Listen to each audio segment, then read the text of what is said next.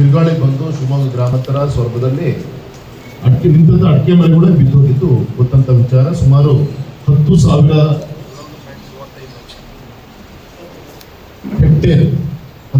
ಹೆಕ್ಟೇರ್ಗಿಂತ ಹೆಚ್ಚು ಭೂಮಿಯಲ್ಲಿ ಅಡಿಕೆ ಮರಗಳು ಬಿದ್ದೋಗಿದೆ ಅಂತೇಳಿ ವರದಿಯನ್ನು ಕೂಡ ಸಲ್ಲಿಸಲಾಗಿದೆ. ಮತ್ತೆ ವಿಶೇಷವಾಗಿ 2 ದಿನದ ಕೆಳಗೆ ನಮ್ಮ ಗ್ರಾಮಾಂತರದ ಇನ್ನೊಂದು ಭಾಗ ಇವತ್ತು ಶಿಕಾರಿಪುರದಲ್ಲಿ ಅರ್ಶನಗೆರೆಯಲ್ಲಿ ನಿನ್ನೆ ಸಂಜೆ ಗಾಳಿ ಮಳೆಗೆ ಮನೆ ಮುಂಭಾಗದಿರುವಂಥ ಒಂದು RCB ಕಳಿಸ್ಬಿಟ್ಟು ಅಲ್ಲಿ ಒಂದು ಸಾವಾಗಿದೆ. ನಮ್ಮ ವೀರೇಂದ್ರ ನಮ್ಮ ಅಧ್ಯಕ್ಷರು ಮುಂದೆ ಹೋಗಿದ್ದಾರೆ.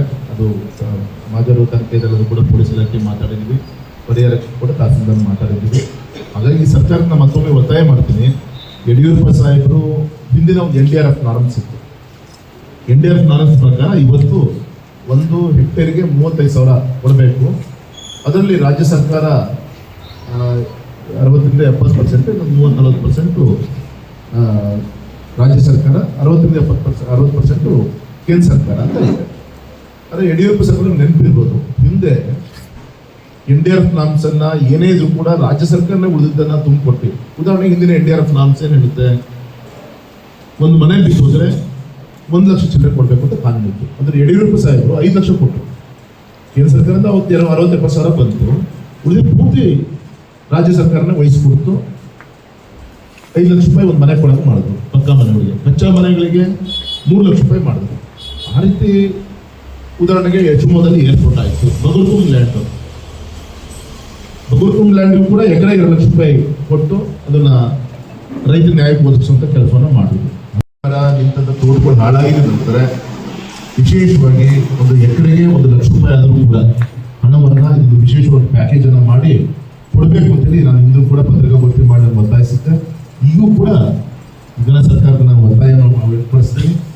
ಇವತ್ತು ಅವರು ಉತ್ಸವ ಮಾಡ್ಕೊಳ್ಳಿ, ನಾಳೆ ತಾನು ಕೂಡ ರೈತರ ಬಗ್ಗೆ ಗಮನವನ್ನು ಕೊಡಬೇಕು. ಇಲ್ಲಾಂದ್ರೆ ಆತ್ಮಹತ್ಯೆ ಸಂಖ್ಯೆ ನಮ್ಮ ರಾಜ್ಯದಲ್ಲಿ ಇವತ್ತು 2ನೇ ಸ್ಥಾನ ಏನಿದೆ, ನಾಳೆ 1ನೇ ಸ್ಥಾನಕ್ಕೆ ಹೋದ್ರು ಕೂಡ ಆಚರಣೆ ಪಡಬೇಕಾಗಿಲ್ಲ. ರೈತರು ಸುಸ್ತಾಗಿದ್ದಾರೆ, ಅವ್ರು ಕೈ ಹಿಡಿಯುವಂಥ ಕೆಲಸವನ್ನು ಮಾಡಬೇಕು ಅಂತ ನಾನು ಒತ್ತಾಯವನ್ನು ಕೊಟ್ಟು ಮಾಡ್ತೀನಿ. ಇವತ್ತು ವಿಶೇಷವಾಗಿ ಮಾಧ್ಯಮಗೋಷ್ಠಿಯನ್ನ ನಡೆಸ್ತಾ ಇರೋದು ಈ ಭ್ರಷ್ಟ ಕಾಂಗ್ರೆಸ್ ಸರ್ಕಾರ 3ನೇ ವರ್ಷದ ಪ್ರಗತಿಯತ್ತ ಕರ್ನಾಟಕ ಸಮಾವೇಶವನ್ನ ತುಮಕೂರಿನಲ್ಲಿ ಆಯೋಜನೆಯನ್ನು ಮಾಡಿದೆ. ಅದರಲ್ಲಿ ವಿಪರ್ಯಾಸ ಅಂದ್ರೆ ಇವತ್ತು ಕೂಡ ನಮ್ಮ ರಾಜ್ಯದ ಜನತೆ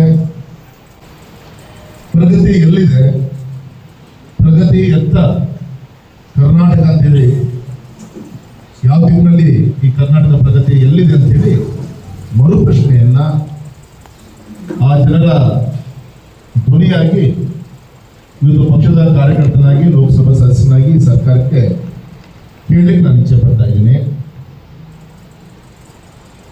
ಈ ಒಂದು 3 ವರ್ಷದ ಸರ್ಕಾರದ ಒಂದು ಅವಧಿಯಲ್ಲಿ ರಾಜ್ಯದ ರೈತರು ಸುಖವಾಗಿಲ್ಲ, ಮಹಿಳೆಯರು ಕೂಡ ಸುರಕ್ಷಿತವಾಗಿಲ್ಲ ಅಂತೇಳಿ ದಾಖಲೆಗಳು ತೋರಿಸ್ತಾ ಇದೆ. ಯುವಶಕ್ತಿ ಬೀದಿಗಿಳಿದು ಹೋರಾಟವನ್ನು ನಡೆಸ್ತಾ ಇದೆ. ಸಾಮಾನ್ಯ ಜನರ ಬಾಳನ್ನ ಈ ಕಾಂಗ್ರೆಸ್ ಸರ್ಕಾರ ದುಸ್ತರಗೊಳಿಸ್ತಾ ಇದೆ ಅಂತೇಳಿ, ಜನಸಾಮಾನ್ಯರ ಒಂದು ಧ್ವನಿಯಾಗಿದೆ ಅಂತೇಳಿ ತಮ್ಮ ಮುಖಾಂತರ ಈ ರಾಜ್ಯ ಸರ್ಕಾರಕ್ಕೆ ತಿಳಿಸುವಂತ ಒಂದು ಪ್ರಯತ್ನವನ್ನು ನಾನು ಮಾಡ್ತಾ ಇದ್ದೇನೆ. ಈ ಭ್ರಷ್ಟಾಚಾರದಿಂದ ಇಡೀ ರಾಜ್ಯದ ಜನರು ಆಕ್ರೋಶಗೊಂಡಿದ್ದಾರೆ. ತಮಗೆಲ್ಲರೂ ಕೂಡ ಗೊತ್ತಿದೆ, ಈ ಸರ್ಕಾರ ಬಂದ ಮೇಲೆ 3ನೇ ಬಾರಿಗೆ ಸಾರಿಗೆ ನೌಕರರು ಸತ್ಯಾಗ್ರಹವನ್ನು ಮಾಡ್ತಾ ಇದ್ದಾರೆ. 25% ವೇತನವನ್ನ ಹೆಚ್ಚಳ ಆಗ್ಬೇಕು ಅಂತೇಳಿ ನಾಳೆಯಿಂದಲೇ ಅನಿರ್ದಿಷ್ಟಾವಧಿ ಮುಷ್ಕರವನ್ನು ಕೂಡ ಈಗಾಗಲೇ ಹೂಡಿದ್ದು ತಮ್ಮ ಪತ್ರಿಕಾ ಮಾಧ್ಯಮದ ಮುಖಾಂತರ ನಮಗೂ ಕೂಡ ತಿಳಿದು ಬಂದಿದೆ. ಹಾಗಾಗಿ ನಾಳೆಯಿಂದ ಮಾಡ್ತಾರೆ ಅಂತ ಹೇಳಿ ತರಾತುರಿಯಿಂದ ನಾಳೆ ಸಮಾವೇಶಕ್ಕೆ ಜನರನ್ನು ತರಲಿಕ್ಕೆ ಬಸ್ ಇರಲ್ಲ ಅಂತ ಹೇಳಿ ಇವತ್ತು 19ನೇ ತಾರೀಕಿಗೆ ಮುಂಗಡವಾಗಿ ಇವತ್ತು ನಡೆಸುವಂತ ಒಂದು ಪ್ರಯತ್ನವನ್ನು ಈ ಸರ್ಕಾರ ಮಾಡ್ತಾ ಇದೆ. ಅಂದ್ರೆ ನಾನೇನ್ ಕೇಳ್ತಾ ಇದ್ದೀನಿ ಅಂದ್ರೆ, ತಮ್ಮದೇ ಆದಂತ ಸರ್ಕಾರದ ನೌಕರರ ಮುಷ್ಕರವನ್ನ ಎದುರಿಸ್ಲಿಕ್ಕೆ ಆಗ್ತಾ ಇಲ್ಲ, ಅವರ ಬಟ್ಟೆಯನ್ನು ತುಂಬಿಸ್ಲಿಕ್ಕೆ ಆಗ್ತಾ ಇಲ್ಲ. ಈ ಸರ್ಕಾರ ಯಾವ ಮುಖವನ್ನು ಹೊತ್ಕೊಂಡು ಯಾವ ಉದ್ದೇಶವನ್ನು ಇಟ್ಕೊಂಡು ಇವತ್ತಿನ ಒಂದು ಉತ್ಸವವನ್ನ ಆಚರಣೆಯನ್ನು ಮಾಡ್ತಾ ಇದ್ದೀರಿ, ಇದು ನಿಶ್ಚಿತವಾಗಿ ರಾಜ್ಯದ ಪ್ರಗತಿಯ ಒಂದು ಉತ್ಸವ ಅಲ್ಲ. ಇದು ಒಂದ್ ಕಡೆಗೆ ಮುಖ್ಯಮಂತ್ರಿಗಳು ತಮ್ಮ ಕುರ್ಚಿಯನ್ನ ಉಳಿಸ್ಕೊಳ್ಳಿಕ್ಕೋಸ್ಕರ, ಮತ್ತೆ ಇನ್ನೊಂದು ಕಡೆಗೆ ಉಪಮುಖ್ಯಮಂತ್ರಿಗಳು ಕುರ್ಚಿಯನ್ನ ಕಿತ್ಕೊಳ್ಳುವಂತ ಒಂದು ಕುರ್ಚಿ ಕಾದಾಡದ ಒಂದು ಉತ್ಸವ ಅಂತ ಹೇಳಿ ನಮಗೆಲ್ಲರೂ ಕೂಡ ಅನಿಸ್ತಾ ಇದೆ. ರಾಜ್ಯದ ಜನರ ಒಂದು ತೆರಿಗೆ ಹಣದಲ್ಲಿ ತಮ್ಮ ಪಕ್ಷದ ಆಂತರಿಕ ಜಗಳವನ್ನ ಬಗೆಹರಿಸಿಕೊಳ್ಳೋಕ್ಕೋಸ್ಕರ ಈ ದುಂದು ವೆಚ್ಚವನ್ನ ಈ ಸಮಾವೇಶಕ್ಕೆ ಈ ಸರ್ಕಾರ ಮಾಡ್ತಾ ಇದೆ. ಇದು ಯಾವುದೂ ಕೂಡ ಕರ್ನಾಟಕದ ಪ್ರಗತಿಯ ಪ್ರದರ್ಶನ ಅಂತ ಹೇಳಿ ಅನ್ಕೊಳ್ಳದೆ, ಒಂದು ಕಾಂಗ್ರೆಸ್ನ ಒಳಗಿನ ಒಂದು ಭಿನ್ನಮತದ ಒಂದು ಪ್ರದರ್ಶನಕ್ಕೆ ಈ ಸಮಾವೇಶ ಸಾಕ್ಷಿ ಆಗಿದೆ ಅಂತ ನಾನು ಹೇಳಲಿಕ್ಕೆ ಇಚ್ಛೆ ಪಡ್ತೇನೆ.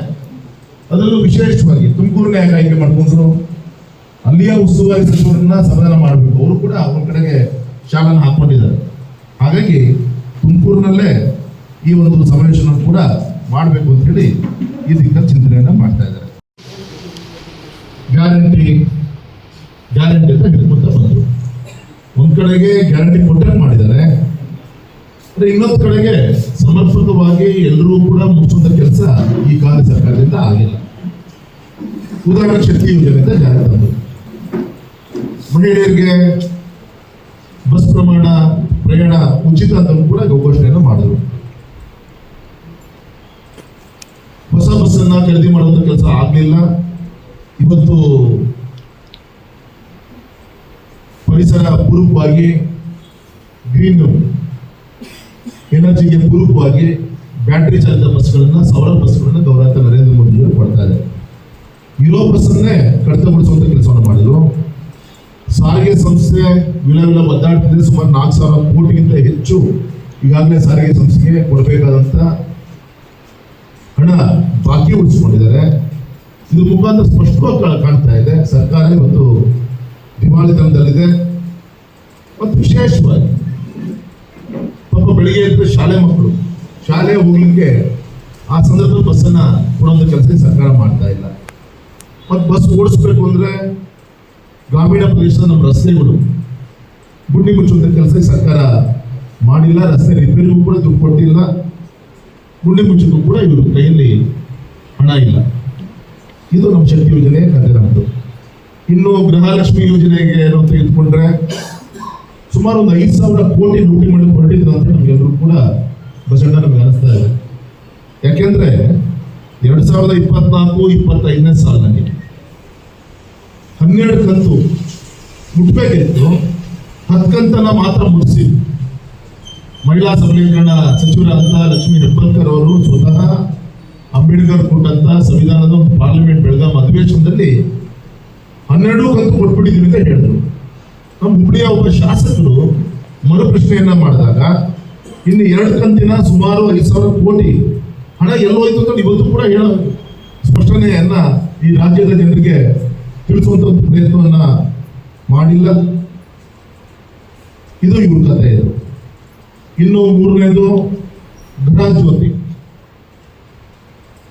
ಬಗ್ಗೆ, ಗೃಹ ಬಳಕೆ ಮತ್ತೆ ಕೈಗಾರಿಕಾ ವಿದ್ಯುತ್ ಬಿಲ್ ಅನ್ನ ದುಪ್ಪಟ ಮಾಡುವಂತ ಕೆಲಸವನ್ನ ಮಾಡಿದ್ರು. ಕೆಲವು ಜನರಿಗೆ ಮಾತ್ರ ಇದರ ಲಾಭವನ್ನ ಸಿಗುವಂತ ಒಂದು ಪ್ರಯತ್ನ ಆಗಿದೆ ಹೊರತು ನಿಜವಾದ ಒಂದು ನ್ಯಾಯವನ್ನು ಸಿಗಲಿಲ್ಲ.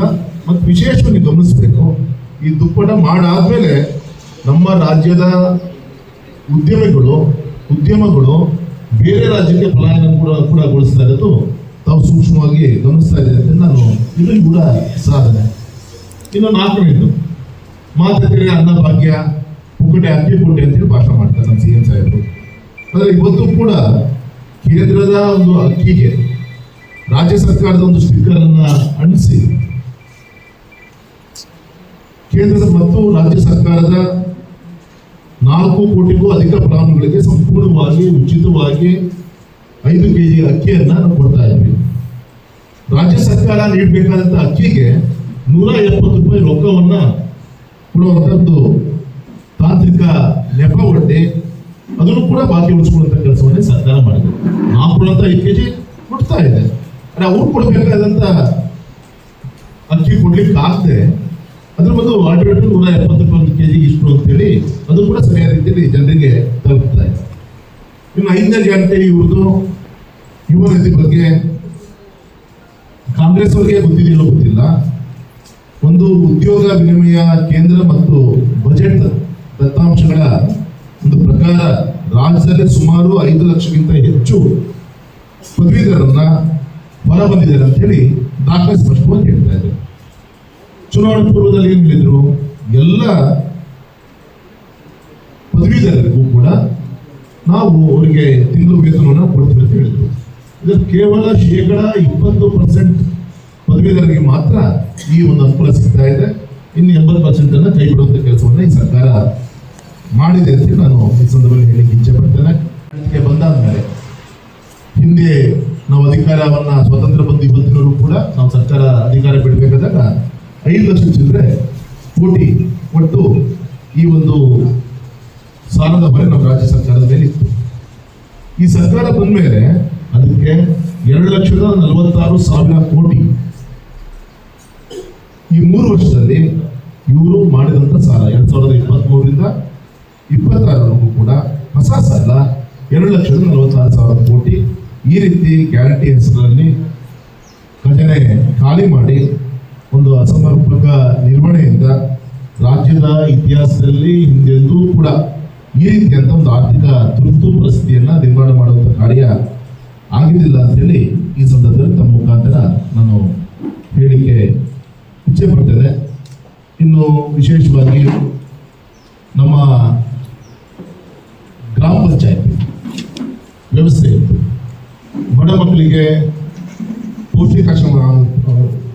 ಪೌಷ್ಟಿಕಾಂಶಕ್ಕೆ ಅಂತೇಳಿ ಆ ನಿಧಿಯನ್ನ ಇಡುವಂತ ಕೆಲಸ ಕೂಡ ಆಯಿತು. ಅದಕ್ಕೂ ಕೂಡ ಕನ್ನ ಹಾಕಿ ಗ್ಯಾರಂಟಿ ಹಣವನ್ನು ಒಪ್ಪಿಸುವಂತ ಕೆಲಸವನ್ನು ಮಾಡಿದ್ದಾರೆ. ಇದು ನಾವ್ಯಾರು ಕೂಡ ಹೇಳ್ತಾ ಇಲ್ಲ. ಈ ವರ್ಷದ ಮಾರ್ಚ್ನಲ್ಲಿ ಮಂಡನೆಯಾದಂತ CAG ವರದಿಯಲ್ಲಿ ಸ್ಪಷ್ಟವಾಗಿ ಹೇಳಿದ್ದಾರೆ, ಮಕ್ಕಳಿಗೆ ಕೊಡುವಂತ ಪೌಷ್ಟಿಕಾಂಶದ ಹಣವನ್ನು ಕೂಡ ದುಂಡು ಮಾಡಿಕೊಂಡು ಗ್ಯಾರಂಟಿಗೆ ಉಪಯೋಗಿಸ್ಕೊಳ್ತಾ ಇದ್ದಾರೆ. ಈ ರೀತಿ ಒಂದು ಸಂವಿಧಾನಿಕ ಸಂಸ್ಥೆ ಅಧಿಕೃತವಾಗಿ ಈ ಕಾಂಗ್ರೆಸ್ ಸರ್ಕಾರದ ಸಾಧನೆಯನ್ನ ಸ್ಪಷ್ಟವಾಗಿ ಹೇಳುವಂತ ಕೆಲಸವನ್ನ ಮಾಡಿದೆ. ಮತ್ತೆ ಅಭಿವೃದ್ಧಿ ವಿಚಾರದಲ್ಲಿ ನಾವೇನು ಹೇಳುವಂತ ಅವಶ್ಯಕತೆ ಇಲ್ಲ. ನಮ್ಮ ಶಿಕಾರಿಪುರದಿಂದ ಹಿಡಿದು ನಮ್ಮ ಶಿವಮೊಗ್ಗ ಜಿಲ್ಲೆಯಿಂದ ಹಿಡಿದು ರಾಜ್ಯದಲ್ಲಿ ರಸ್ತೆ, ನೀರಾವರಿ, ಮೂಲಭೂತ ಸೌಕರ್ಯಗಳಿರ್ಬೋದು, ಶಾಸಕರಿಗೆ ನೀಡಬೇಕಂತ ಅನುದಾನ ಇರ್ಬೋದು, ಯಾವುದು ಕೂಡ ಸಿಗ್ತಾ ಇಲ್ಲ. ಮತ್ತು ಕೇವಲ ಬಜೆಟ್ ಘೋಷಣೆಯಾಗಿ ಮಾತ್ರ ಉಳ್ಕೊಂಡಿದೆ. ವಿಶೇಷವಾಗಿ ಗೊತ್ತಿರ್ಬೋದು, ಒಂದು ಸಣ್ಣ ಒಂದು ಇವೆಂಟ್, ಈ IPL ಕ್ರಿಕೆಟ್ ಹೋದ ವರ್ಷದಲ್ಲಿ ಸುಮಾರು 11 ಮುಗ್ಧ ಜನರನ್ನ ಪ್ರಾಣ ಕಳೆದುಕೊಂಡಿದ್ದು ಕೂಡ ನಮ್ಮ ಕಣ್ಮುಂದಿದೆ. ಅದಕ್ಕೆ ಅವ್ರು ಮಾಡಿದ್ದೇನಂದ್ರೆ 4 ಜನ ಅಧಿಕಾರಿಗಳನ್ನ ಸಸ್ಪೆಂಡ್ ಮಾಡಿದ್ ಬಿಟ್ರೆ ಅವರು ಬಲಿ ತೆಗೆದುಕೊಳ್ಳುವಂತ ಕೆಲಸ ಕೂಡ ಈ ಸರ್ಕಾರ ಮಾಡಿತು. ಇನ್ನು ಹಗರಣ ವಿಚಾರದಲ್ಲಂತೂ ದಿನ ಬೆಳಗ್ಗೆ ದೇವಶ್ಲೋಕ ಹೇಳೋಕ್ಕಿಂತ ಇವ್ರು ಮಾಡೋಂಥ ಹಗರಣಗಳೇ ಇವತ್ತು ಸಾರ್ವಜನಿಕರು ಮಾತಾಡ್ತಾ ಇದ್ದಾರೆ. ವಿಶೇಷವಾಗಿ ಮೂಢ ಹಗರಣ, ಯಾವ ರೀತಿ ಬಡವರ ಸೈಟ್ ಅನ್ನ ದುರ್ಬಳಕೆಯನ್ನ ಮಾಡಿಕೊಡು ಅಂತ ಸ್ಪಷ್ಟವಾಗಿ ಹೇಳ್ತಾ ಇದೆ. ವಿಶೇಷವಾಗಿ ನಮ್ಮ ಮಹರ್ಷಿ ವಾಲ್ಮೀಕಿ ನಿಗಮದ ಹಣ ಸುಮಾರು 94 ಕೋಟಿಗಿಂತ ಹೆಚ್ಚು ದುರುಪಯೋಗ ಆಗಿದೆ ಅಂತ ಹೇಳಿ ಈಗಾಗಲೇ ಸ್ಪಷ್ಟವಾಗಿ ಆದೇಶಗಳು ಕೂಡ ಬಂದಿದೆ. ಇನ್ನು ವಿಶೇಷವಾಗಿ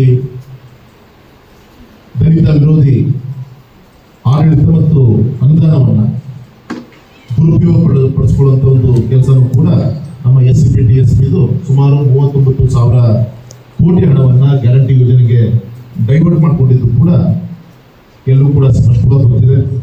ಇದ್ರ ಮುಖಾಂತರ ದಲಿತರ ಒಂದು ಹಕ್ಕುಗಳನ್ನು ಕಿತ್ಕೊಳ್ಳುವಂಥ ಒಂದು ಕೆಲಸವನ್ನ ಈ ಕಾಂಗ್ರೆಸ್ ಸರ್ಕಾರ ಮಾಡಿದೆ. ಮತ್ತೆ ರೈತರಂತೂ ನೆಮ್ಮದಿಯಿಂದ ಬದುಕಿಲ್ಲ ಅನ್ನೋಕ್ಕೆ ಮೊನ್ನೆ ನಮಗೆ NCRB ರೈತರ ಆತ್ಮಹತ್ಯೆಯಲ್ಲಿ ದೇಶದಲ್ಲಿ 2ನೇ ಸ್ಥಾನ ಈ ಕಾಂಗ್ರೆಸ್ ಸರ್ಕಾರಕ್ಕೆ ಬಂದಿದೆ. ಇತ್ತೀಚೆಗೆ NCRP ವರದಿ ಪ್ರಕಾರ ಕೇವಲ 3 ವರ್ಷಗಳಲ್ಲಿ ಕರ್ನಾಟಕದಲ್ಲಿ ರೈತರ ಆತ್ಮಹತ್ಯೆ ಪ್ರಕರಣಗಳು ತೀವ್ರವಾಗಿ ಹೆಚ್ಚಾಗಿದೆ. ರಾಜ್ಯ ದೇಶದ ಪ್ರಥಮ ಸ್ಥಾನವನ್ನು ತಲುಪಿದೆ ಅಂತೇಳಿ NCRP ವರದಿಯನ್ನು ಕೂಡ ಈಗಾಗಲೇ ಕೊಟ್ಟಿದೆ. ಇದ್ರ ಪ್ರಕಾರ ಸುಮಾರು 2800ಗಿಂತ ಹೆಚ್ಚು ರೈತರು ಆತ್ಮಹತ್ಯೆಯನ್ನ ಮಾಡಿಕೊಂಡಿದ್ದಾರೆ. ಅವರಿಗೆ ಪರಿಹಾರ ಕೂಡ ವಿತರಣೆ ಕೂಡ ಸರಿಯಾದ ರೀತಿಯಲ್ಲಿ ತಲುಪಿಲ್ಲ. ಅವರಿಗೆ ತಾಂತ್ರಿಕ ಒಂದು ನೆಪ ಒಡ್ಡಿ ಅದನ್ನು ಕೂಡ ವಿಳಂಬ ಮಾಡ್ತಿರೋದು ಕೂಡ ನಮಗೆಲ್ಲರೂ ಕೂಡ ಗೊತ್ತಂತ ವಿಚಾರ. ಮತ್ತೆ ನಿಮ್ಮ ಯಡಿಯೂರಪ್ಪನವರು